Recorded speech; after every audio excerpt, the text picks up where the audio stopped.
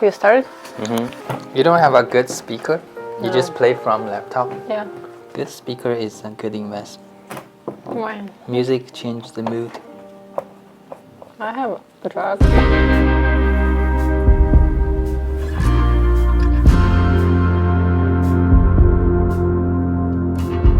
Hello people on the internet. In this video, I will be drawing 3 strangers from Draw Me subreddit. Draw Me subreddit is a place where people upload photos of themselves for artists to draw and paint. It's a treasure trove of inspiration.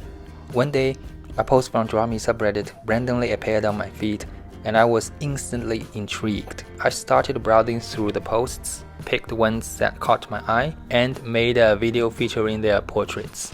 That first episode did well. It hit the like goal I set. Nice. So here's the second episode. The first portrait I choose features a photo with interesting lighting, a pleasing composition, and decent image quality. A good combination when it comes to reference photos. It immediately stood out to me, so I knew this one had to be the thumbnail for this video. What drew me to this reference was the subtle interplay of light and shadow. It's a kind of lighting that gives a painting so much depth and emotion, even before you add your own style to it. I was inspired by an artist I came across randomly on Instagram. His work has this beautiful, dreamy, and ethereal quality that I find so captivating.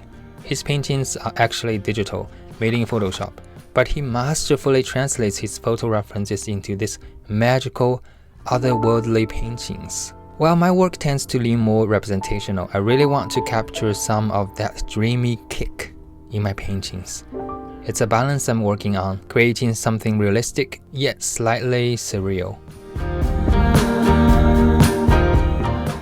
I'm spending more time than I planned. It's now becoming a little bit too polished. How much we're spending?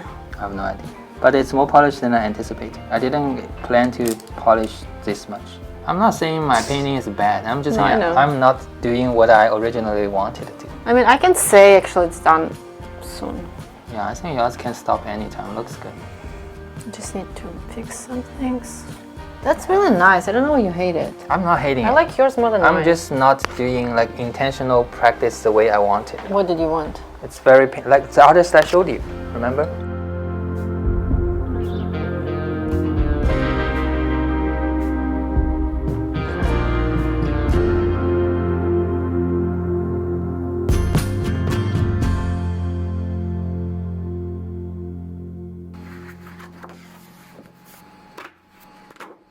For the second painting piece, I decided to use Stonehenge oil paper. I've mentioned this paper before, but Stonehenge oil paper is very absorbent of solvents, thus it forces me to use more paint.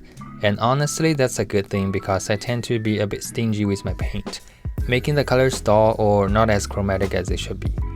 Using more paint makes such a huge difference. The colors look richer, more vibrant, and alive. If you're someone who struggles with dull or muddy colors, the solution might be as simple as using more paint. The texture of the paper is another reason I love it. It has a soft, almost velvety feel that aligns perfectly with the dreamy aesthetic I'm aiming for.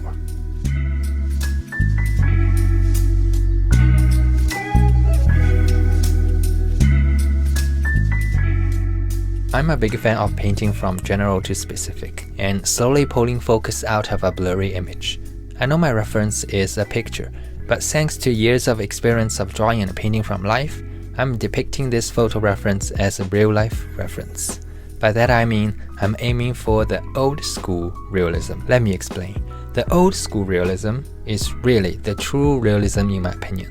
The way we actually perceive the world is different from photorealism. When we look at someone, we don't see every eyelash in sharp detail or the precise edges of their iris. Instead, we perceive an impression of their face with softer edges and a natural blur. Especially in our peripheral vision, our eyes focus on the essence of a person rather than a hyper-detailed snapshot. Photorealism, on the other hand, captures everything with crisp clarity, like a camera. But this isn't how we truly experience the world. Real realism embraces the way our vision naturally works. It's fluid, it's selective, and it's ever-shifting.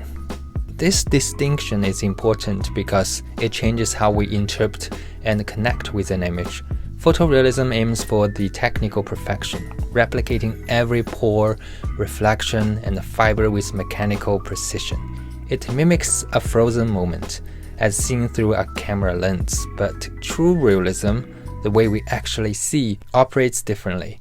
Our eyes constantly shift focus, our brains fill in gaps, and our perception is influenced by movement, light, and emotion. Artists who embrace this form of realism paint with a deeper understanding of human vision. Edges soften where attention fades. Details emerge only where focus lands. And the atmosphere of a scene is just as important as its subject. This approach captures not just what is seen, but how it is experienced. It's not about copying reality. It's about translating the fleeting, living quality of a moment onto canvas.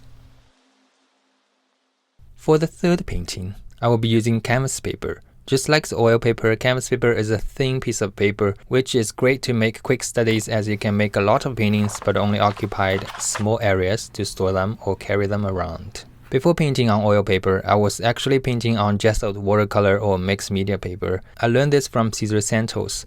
The idea behind that is you could do the studies here and bring it with you when you go to art gallery and compare it to the original in real life. And make notes, you then go back home and correct them and bring them back again to compare.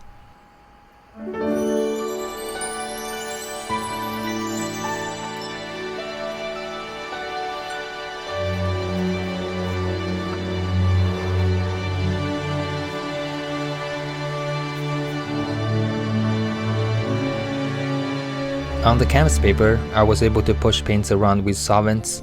You can see I started painting thin again, but that's okay for background. I made sure to give more paint and more texture on the focal point of the composition, which is the doggo's face.